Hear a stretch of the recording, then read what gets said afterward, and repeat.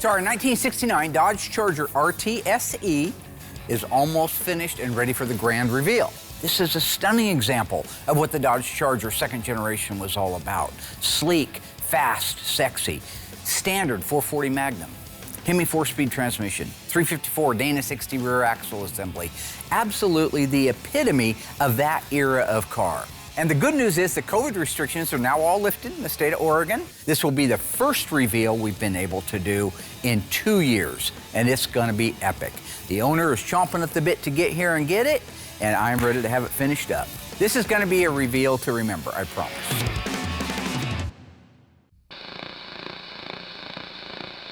It's a thing of beauty, isn't it? 1969 Dodge Charger SE. Charger excitement in a stunning new special edition, packed with extras that aren't extra on this one.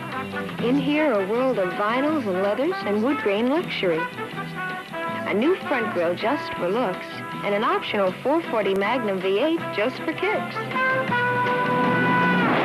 Charger's special edition for 1969. It's why Dodge fever is more smashing than ever. Dodge is turning up the fever now. They're coming to get you, Barbara. Buried deep in the Pacific Northwest, one team in Springfield, Oregon, takes on the impossible, finding dead Mopar muscle and bringing it back from the grave.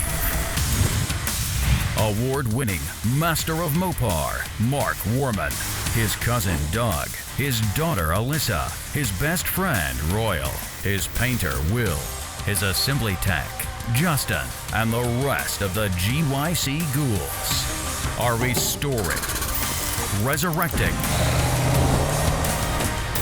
and recreating some of the fastest, fiercest, and rarest muscle cars on the planet.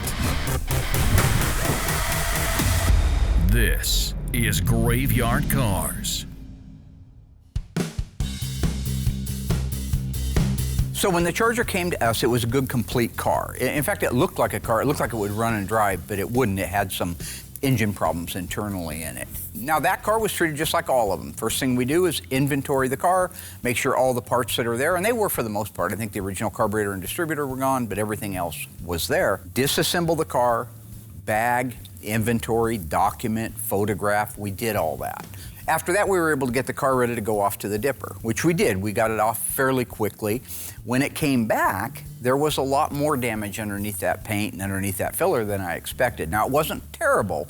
It wasn't the worst car by any means. It did end up needing a lot more attention in the metal shop than I believed it was going to when I first looked at the car. Okay, so just a quick inventory of what we had to do on the body. The rear body panel, tail light panel had to be replaced. Rear valance corners. The trunk floor needed replaced along with both extensions, or drop-offs they call them. Both quarters got replaced on the car. That was the extent of the metal replacement. I do think we ended up doing the main floor in it too. The doors and the fender and the hood and the deck lid, they were actually in pretty good shape, so we were able to just straighten those. They didn't need to be replaced, so those are the original panels that came off of that car. So replacing the metal, repairing the stuff that was on there, it went through the metal shop reasonably quickly. After all the metal is welded on, all they do is hang fenders and the doors, probably for the 10th time, hood, deck lid, square all that sheet metal up. When that's done and you can walk around the car and you've got even gaps, at that point, we were able to kick it over to the mudroom so they could get it smoothed out and ready for Will. Michael did the body work on our Charger. It's the T7 bronze. We haven't done that yet. It's a gorgeous color. Michael's really honed in his skills and does a very good job for us. So when the car comes to us, at that point, we're able to kind of fine tune it, get it primered. Once it's been primered, it'll go out in the tent outside, sit there for a couple of weeks to fully cure. Then we'll bring it back inside and we'll start attacking it with like 320, 400, and then after that, we'll finish it off in 600, because with the super fine metallic, you gotta make sure you have no sand scratches. And the car blocked out great. So we'll finish it off at 600, then at that point, I'll send Brody or Noah outside to get it washed, get it all detailed out so it'll go in the booth, dry, then we can mask it up and paint it.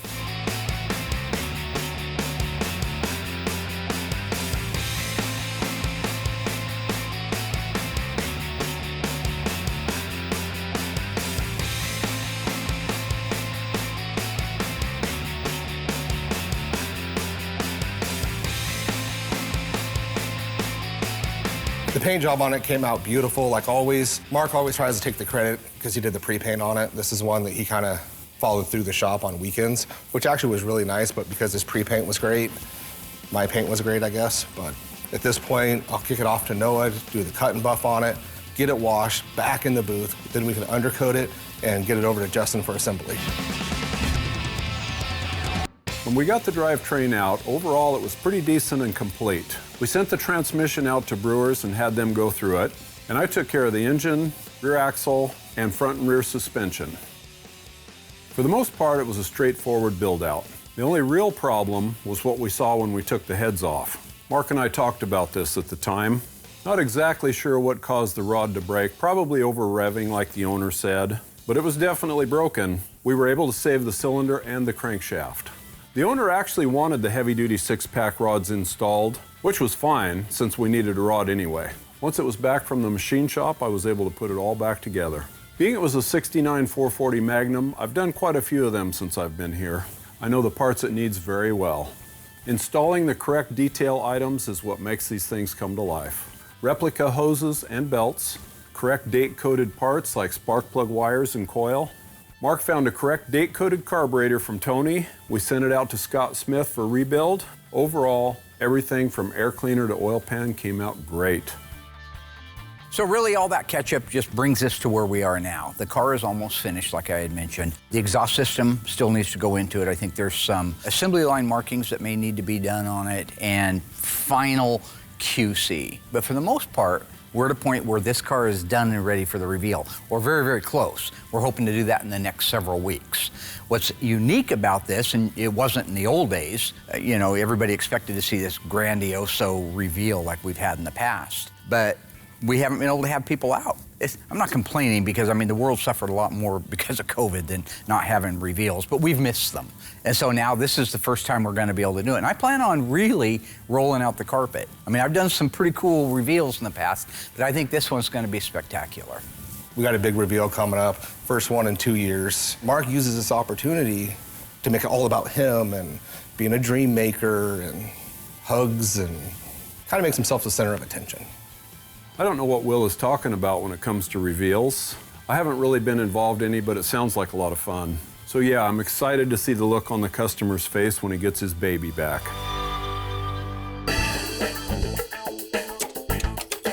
In 1969, Dodge Charger is the car that sets the new standard for styling as well as performance. And you won't have to tell anyone that this artistically sculpted beauty is a new Charger. The fresh new look of the 1969 Charger is as evident from the rear as it is from the front. And in 1969, Charger provides an even more formidable combination of outstanding power, performance, and handling, making the 1969 Charger an even more distinguished beauty than the modern classic which it succeeds.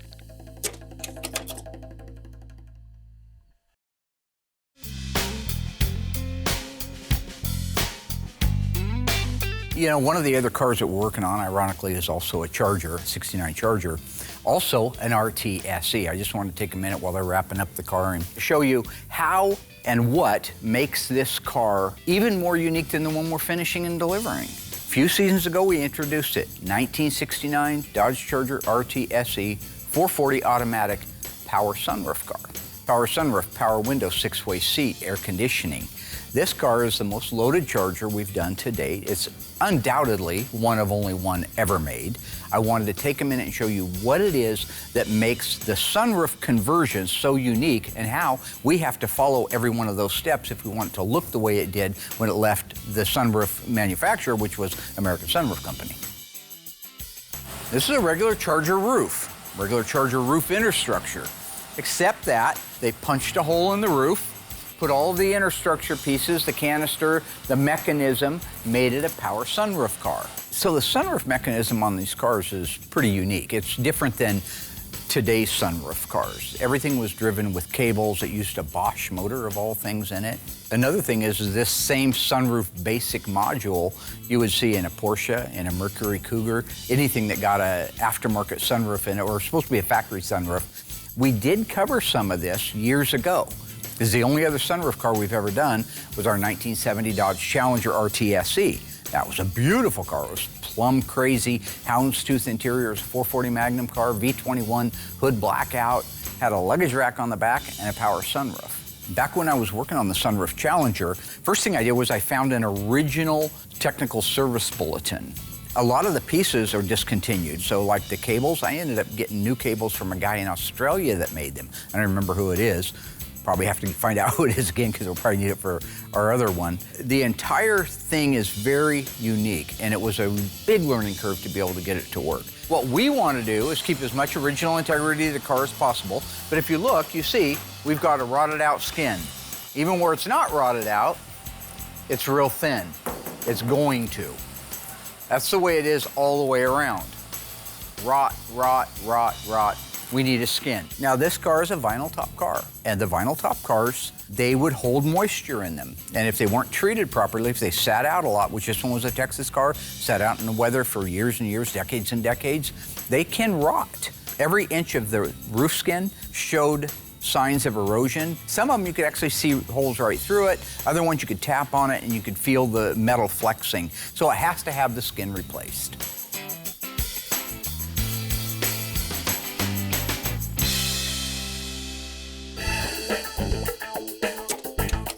Charger's interiors continue to offer many notable standard features that are new or carried over by popular demand, like the deep custom map pockets in each door. Flush rocker type window switches are extra safe and attractive too. Floor-mounted options include a console with either the automatic 3-speed TorqueFlite or the Hurst 4-speed manual transmission. All seats have been modified to withstand higher G-forces in the event of an impact. Also, a black cloth and vinyl bucket seat has been added as a no-cost option.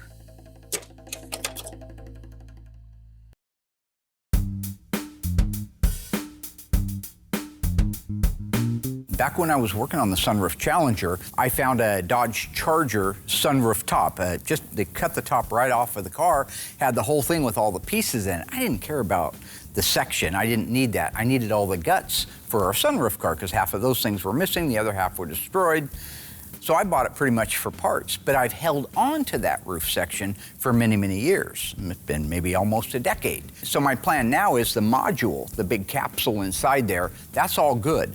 The roof skin on that donor piece is good. I need to dissect everything off in a reverse pattern to the way the sunroof company installed it and put it on as one unit so that if somebody was looking up in there later, years later, they'd say, wow, this looks like an American sunroof installation. That's our goal. So as I said, this is our donor section. This is just an amazing piece that I was able to find it when I did and be able to hold on to it for as long as I have. Because this is a very unique opening. This is, again, all just Dodge Charger. This is the module. This is the trough for it. Motor goes here. Cables run down through here. Because the module is welded to the skin, we're going to leave them together. Otherwise, we would destroy the skin. We want to leave that piece in. So we don't take all of these spot welds out. We're going to take the module loose from the inner structure and the skin off as one unit with the module on it. So I'll flip it over and show you exactly how we're planning on making that change. I think this is fascinating. I don't work in the metal shop, so when I see a car like this with a rotted out roof, I know that 40 years ago I would have passed on it and called it a rust bucket. What these guys do is amazing, to say the least. The unit that you see here, that's the module that they modified and grafted into an original roof. Here's the good stuff. One, this unit is welded to the skin. That's why our process is going to be to remove the skin from this one with this still attached and install it in that sunroof car over there. Now look at the braces. Here's a brace that holds the center section. They've got self-tapping screws and they've just kind of bent it, just hammered it around here. That's fine. That's fine. They can do whatever they want to. They're butchers. They can do that stuff. Back here, same thing, except for some reason they decided they couldn't make it out of one, so they made it out of two, which is really weird because one piece would have looked so much better. Up here, gets better.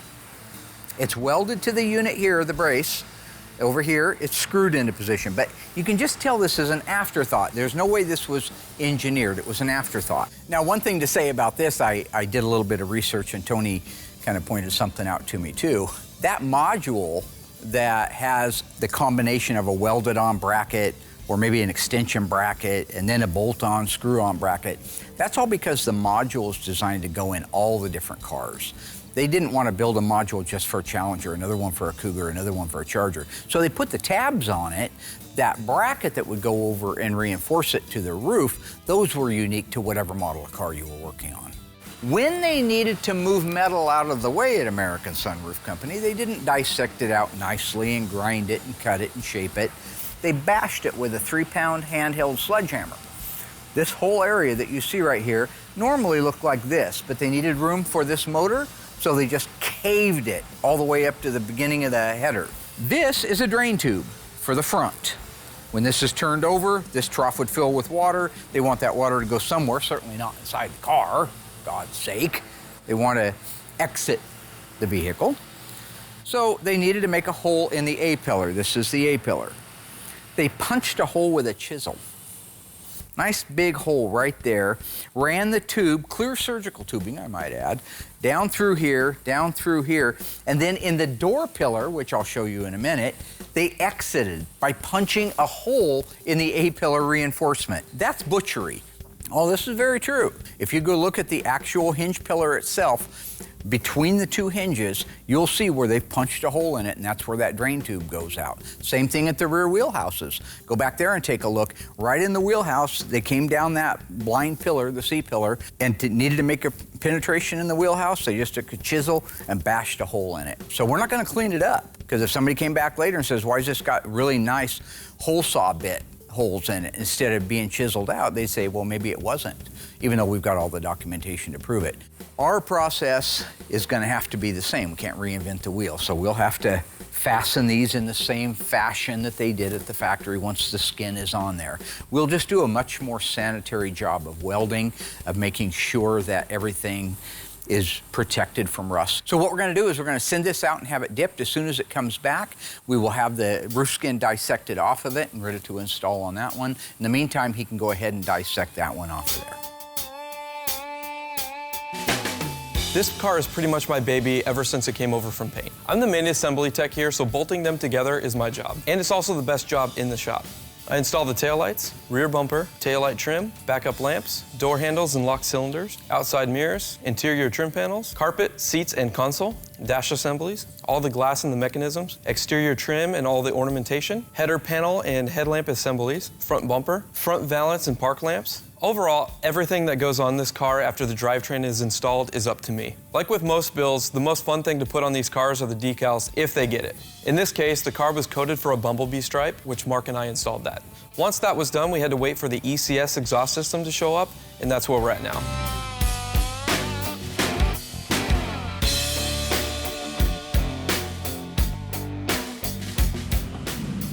When installing the exhaust systems, the first thing I install are the head pipes, and I leave those loose. After that, I install the mufflers and the hangers. So basically, I move my way from the front of the car to the back, and I leave everything loose until I have the full alignment. After I have the mufflers and hangers on, I can install the over-axle pipes. And it's really important to get the correct alignment for the tips. Another reason to leave them loose is the tips clamp to the tailpipe, and they have to align perfectly with the rear valance. For example, if the over-axle pipe or the tailpipe are not in their precise location, then you can't get the right alignment on the tips. The other thing you have to be careful of is dinging the pipe or scratching the car somewhere. Everything is metal, so if you get crazy slinging that pipe around, you'll create a lot more work for somebody else. If you just take your time and think everything out, it's just a one-person job. When the entire system is installed, they start tightening it from the very front and working their way to the back. That's the way it's done. The last thing to tighten down, of course, is the tips. This car is coded for that. That's N42. All of your 440 Magnums are going to get an N41 dual exhaust, but they don't all get the N42 bright tips. That's an option. You pay extra for that. If it was a California car and a Mission car, it wouldn't have tips on it. They'd be turn downs. This particular car is an N42, so it's gonna look really sweet back there with that chrome rear bumper, the little bezels on the backup lights, just enough chrome for it all to tie together. There's nothing finer than the bottom of a car done right. I just love the final look.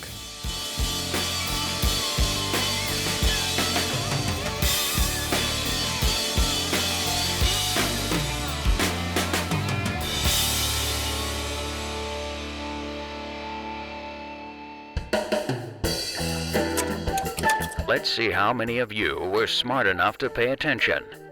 Which floor-mounted shifter was not available on the all-new 1969 Dodge Charger? 3-speed automatic torque flight, Hurst 4-speed manual, or the 3-speed manual transmission? Stay tuned after the break to find out if you are correct.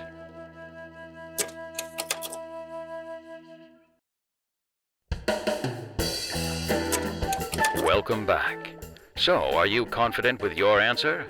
Which floor-mounted shifter was not available on the all-new 1969 Dodge Charger? If you guessed 3-speed manual transmission, you win. The rest of you are just plain dumb. The 3-speed manual transmission was standard on most non-RT models. However, it was mounted on the column. We call this a 3 on the tree. In addition, newly positioned door lock buttons will save a lot of effort and exasperation for front seat drivers and passengers in these new Chargers. The new dome courtesy light is flush mounted for greater safety.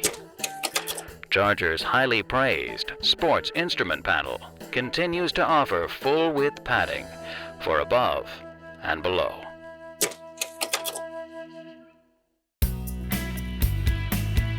As I mentioned on the sunroof Challenger, it was just an empty shell. You look at it, it's just sitting there on a trailer with nothing else. We rounded up all of the front suspension, rear suspension, and restored it. Got a date-coded F440 HP2 and a correct transmission for it. The body and paint wasn't bad. It was a good shell. It was out of Arizona. You know, those are the cars that tend to survive that desert stuff. They don't see the rain, they don't see the sleet, and they don't see the salt on the roads. This car got put together and assembled by the original Graveyard Carz team. Houndstooth interior, it was a beautiful car, 6-way seat. Of course, it's a RT, so they're all Rally instrument clusters. AM 8-track, 3-speaker dash. As a matter of fact, the first time, this is funny, Philly Steak was on the show, was when we were doing that car. He came out and we had the car there and I was rattling something off and he corrected me because he needs to do that. You know there's a difference. Do you have the right speaker grills for it? Difference in what? Barracuda and Challenger.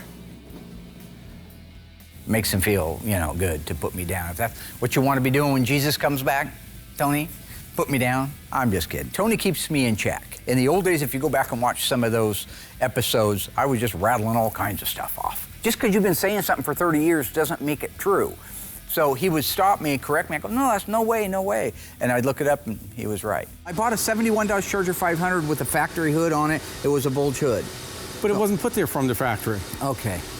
You know.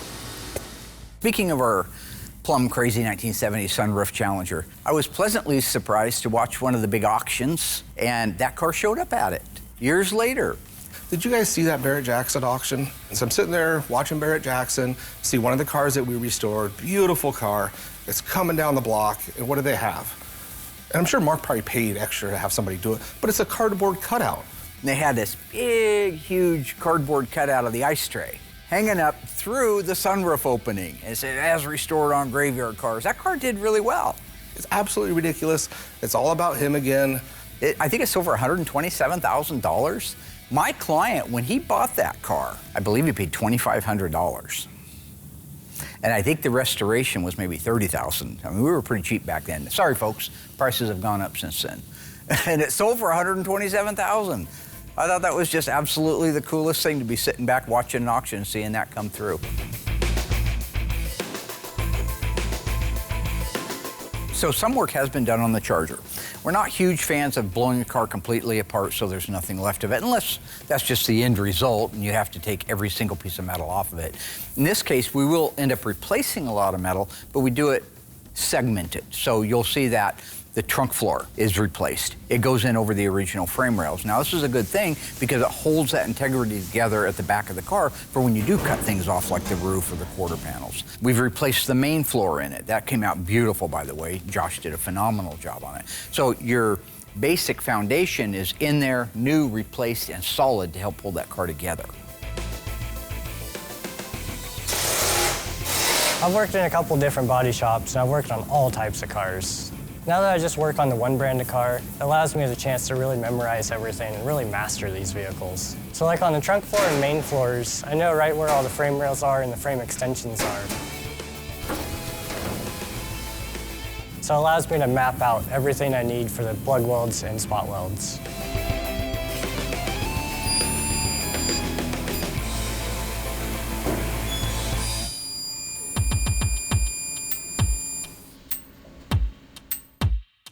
This makes a super clean, sanitary, and real fast job out of it. When you stand back and look at it, it's really hard to tell that these are AMD parts versus original floors. So the sunroof charger is now ready to have the skin removed from it, along with the original module. The other unit, the donor unit, is out being dipped. Hopefully by the time they get the skin off of it, everything cleaned up and treated, because they have to treat the inside for rust and preventative things and cavity wax. But by the time all that's done and it's cut and trimmed, we should have back the donor piece so we can get it dissected and installed on the car. So far, this is my favorite car to work on because it's so rare. Sunroof really sets it apart from everything else. Mark pointed out how he wanted me to replace the roof skin assembly, which made good sense, so I went to town on it. First thing I do, I grab a paint pen and I mark all the factory spot welds and MIG welds so they're easy to see. Then I go back and I grind and drill this as necessary until the panel's loose. So this is a slow process, takes a lot of forward thought. You gotta pay attention, take your time so you don't damage everything underneath what you're taking off.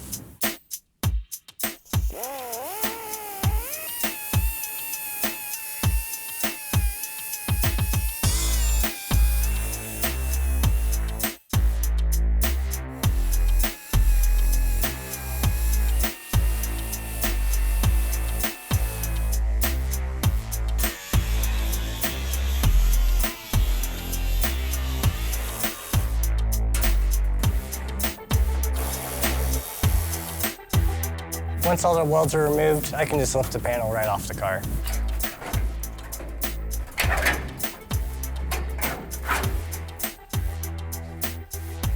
Once the panel's off, I like to clean up all the rust in the scale, and then I like to treat it with POR 15, which is a rust converting sealer. Once it dries, any rust or flaky metal is now protected and solid. So now that the roof skin's all off and all prepped out, as soon as the donor roof comes back from the dipper, I'll get to ready to install it. In the meantime, I'll cut off the used quarters, I'll get those all fit, and I'll put those in place.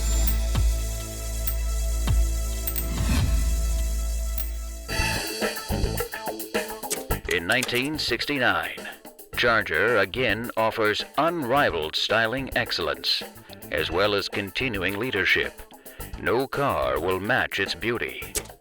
That new grille is all Charger and 2 yards wide, boldly divided and deeply recessed for more of that clean machine look. There will be no mistaking Charger's unique full taillight design, beautifully sculpted and distinctively divided.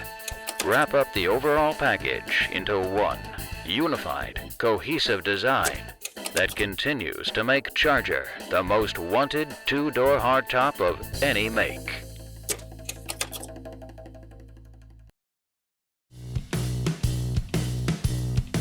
All right, with the exhaust system installed and sounding beautiful, this thing is ready for me to call the owner. I am so excited. Like I said, first reveal in 2 years. Guy's coming out from Minnesota. He's been really, really patient with me. But he's a nice guy. He's just out of patience. So I know he's going to be thrilled to find out his car is done.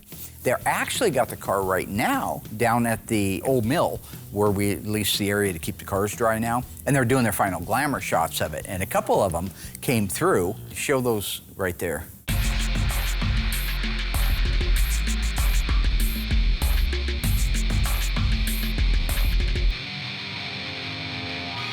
Absolutely gorgeous. That car looks amazing, and it's going to be the best reveal we've had in many, many years.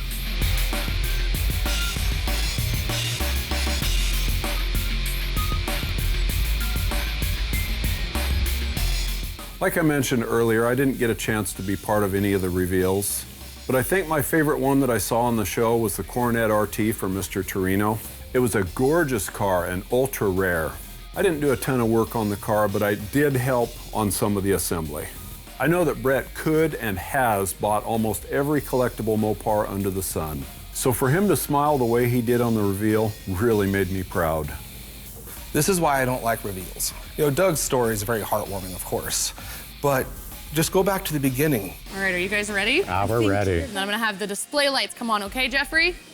Okay, 3, 2, 1. What the? If she thinks for a second that she's gonna beat me out of that reveal, take my glory, steal the thunder, it ain't gonna happen. You know, you got Mark consistently making it about him. Yeah, I thought I was gonna miss this. You know, you lose the sentiment value and all of it, and I'm not a fan of reveals. One of my all-time favorite reveals here was Kimberly Cook's 1970 Barracuda. It was really incredible and raw. She actually cried tears of joy. I really connected with Kimberly Cook's reveal for her car. And you can connect with it so well because she lost her father and I lost my father-in-law, and him and I, we watched the show together every single week. And that really hit home for me. Unbelievable. Thank you. You know, look at Kimberly Cook's beautiful car. He takes a great moment, like, hey, here's the original steering wheel that your dad used, which is sentimental and amazing, but then he also makes it about him also. So again, I'm just not a fan of these reveals because it's always about Mark. You know, I'm just trying to make memories here.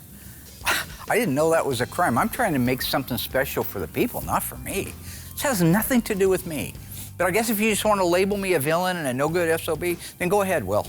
That's fine. Let me guess, I killed Kennedy, too. Yeah, I was 9 months old, all right? I can't be a villain all the time. Ding! So my favorite reveal so far was our 68 Roadrunner for Curtis. Beautiful blue-on-blue car, 383 4-speed. Car came out great, absolutely beautiful. And the best part about that reveal, Mark wasn't in it. Is we just sent the car 3,000 miles away, they got it, they recorded it with their phones, and that was it. No reveal. There you have it, folks. 1968 Roadrunner, one owner.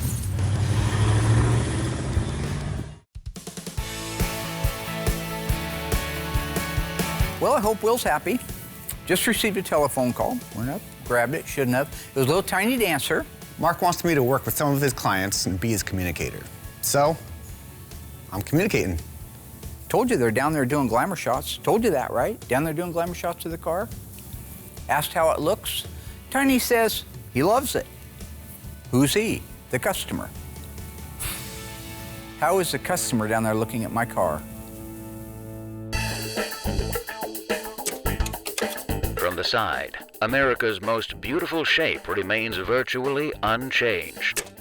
Changes such as these side marker reflectors have been purposely kept to a minimum to preserve Charger's unique styling and identity. Also new are these 14-inch chrome-stamped road wheels and trim rings. And these optional F70/14 tires are available with either white or red striping. Belted fiberglass tires are also an option. Optional vinyl roofs are available in 4 colors: white, black, green, and tan boar grain.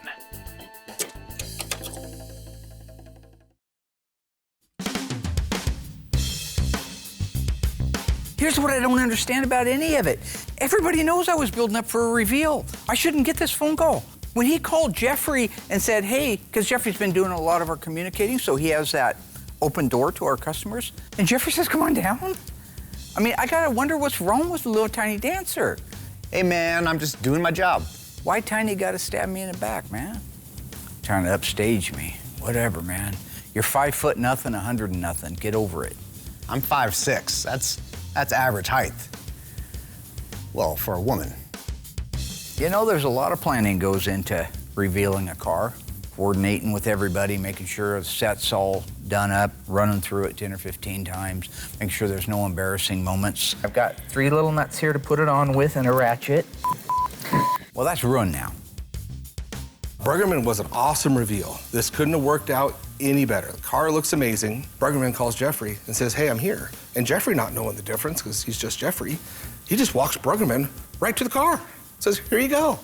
So there was no big, hey, come be surprised. It was before you know it, he's there looking his car over, and it was done and over with. Thank you, Jeffrey.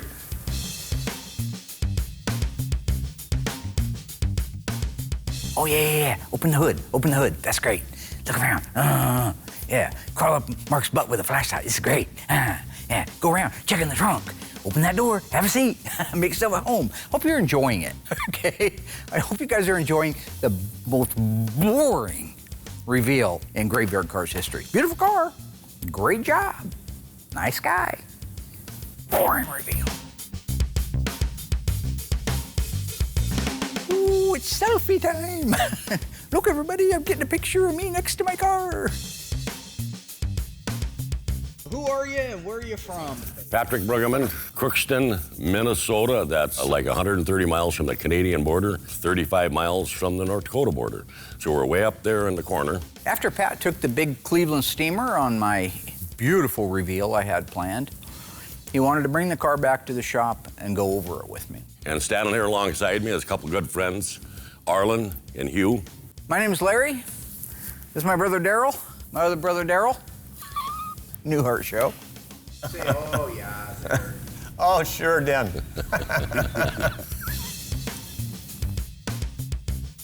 I found the car in an ad way out in Lawton, North Dakota was the place. It was back in 76 or 77. I decided that I wanted to drive out there. I wanted another 4-speed car because my kid brother wrecked my 69 Roadrunner.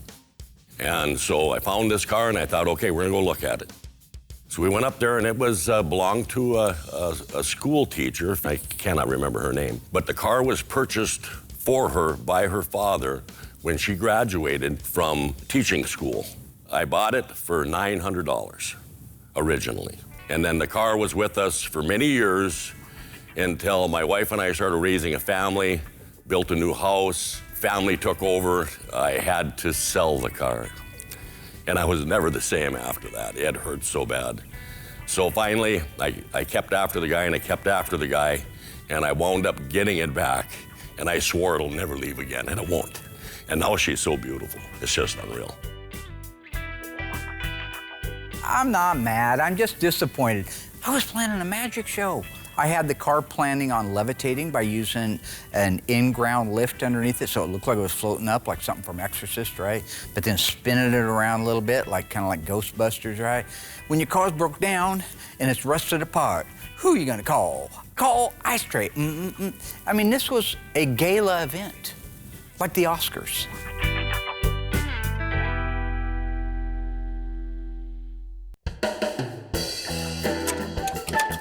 Are you ready for some trivia? True or false? Optional vinyl roofs are available on the 1969 Charger in 3 colors: white, black, and tan boar grain. If you think you know the answer, stay tuned until after the break to find out if you're right.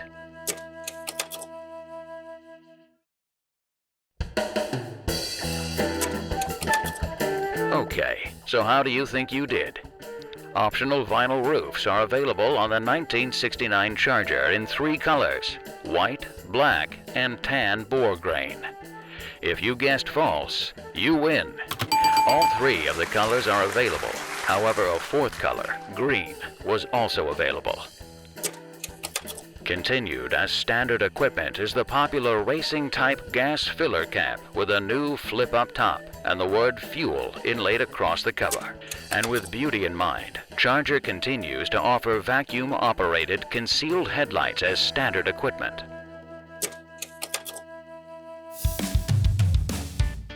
Okay, all kidding aside, I don't want anybody getting mad at me for having some fun here. Pat is a wonderful guy. He's got a heart of gold. All right, everything's in good spirits. He is very, very happy with his car. It came out absolutely gorgeous, and he's proud to tell people that Graveyard Carz did his car for him. Oh, I think it's absolutely gorgeous. I mean, it's just beautiful to shine on. It looks better than it probably ever has in its life. I'm going to be very proud of it. There's a lot of people back home are waiting for this car to come home. You know what? I just like to have fun with my clients. That's all. Keep the mood light. There's a lot of tension, a lot of money flying around, so that's all it is. And when it comes to the reveal, I'm disappointed because I did have something pretty cool planned, but it really wasn't about me. It's about the car. It's about the client. It's about memories that this car will be making for years to come. Phantom Cuda?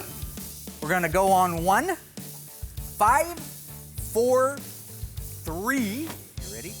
2. Hey, everybody. What is it? Lunch is ready. That's lunch. That's lunch. Let's go. Sorry, guys. I don't miss no grub, man. We're gonna do it after That's lunch. So we had a new drive shaft made for this. Okay. I like doing that. It's a replica of the original one, except that it's brand new steel. It's not pitted up.